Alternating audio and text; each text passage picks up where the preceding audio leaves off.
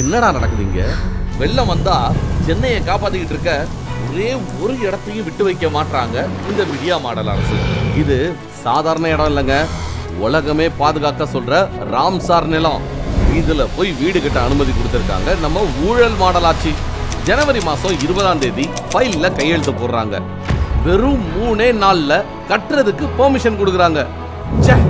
என்ன ஸ்பீடு! இந்த ஸ்பீட மற்ற விஷயத்திலையும் காட்டலாம். இந்த விஷயம் காதுக்கு போனதும் ஒருத்தர் மட்டும் சும்மா இல்ல. அக்டோபர் 25ஆம் தேதி நம்ம எதிர்க்கட்சி தலைவர் இபிஎஸ் ஐயா ஒரு அறிக்கை விடுறாரு. அது அறிக்கை இல்ல, திமுகவுக்கு வச்ச வெடி. அதுல ஒரு கணக்க போட்டு உடைச்சாரு பாருங்க.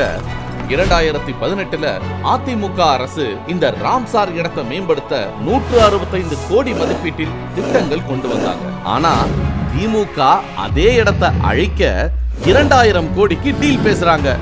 இப்ப புரியுதா விஷயம்? நம்ம காசுல ஒருத்தர் எதிர்காலத்தை மனசுல வச்சு திட்டங்கள் கொண்டு வந்தாரு, இன்னொருத்தர் நம்ம தலையிலேயே மண்ணள்ளி போடுறாரு. இதை விட நம்ம இபிஎஸ் ஐயாவோட அடுத்த மூவ் தான் நாக் அவுட் பஞ்ச்.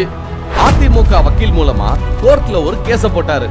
என்னடா இது வம்பா போச்சுன்னு திமுக யோசிக்கிறதுக்குள்ள 6 நாள்ல ஆட்டத்தையே க்ளோஸ் பண்ணிடுச்சு கோர்ட். 2000 கோடி ப்ராஜெக்ட்டுக்கு ஸ்டே. ஒரே மூவ்ல திமுகவுக்கு செக் வச்சாரு பாருங்க. அங்க நிக்கிறாரியா நம்ம எடப்பாடியா. ஒரு எதிர்க்கட்சினா சும்மா பேட்டி மட்டும் கொடுக்க கூடாது. இந்த மாதிரி ஆளுங்கட்சியோட தப்பு கணக்க தரவுகளோட போட்டு உடைக்கணும். அத சரியா செஞ்சிருக்காரு நம்ம மாண்புமிகு எதிர்க்கட்சி தலைவர் எடப்பாடியார்.